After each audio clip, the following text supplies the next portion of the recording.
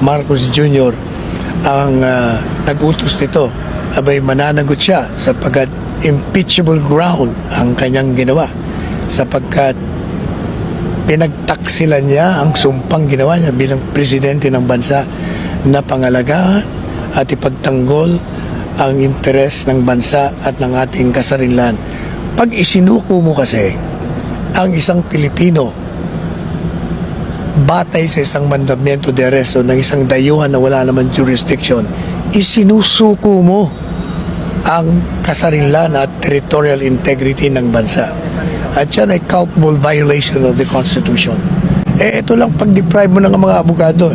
Kaya yung sinasabi ni Presidente Duterte, 2 linggo na nakakaraan, na mukhang tayo ay patungo sa diktadurya.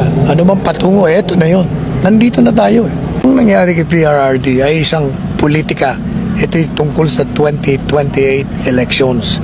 Kailangang siraan nila si Presidente Duterte at si VP Sara upang silang dalawa ay mawala sa political horizon sa 2028.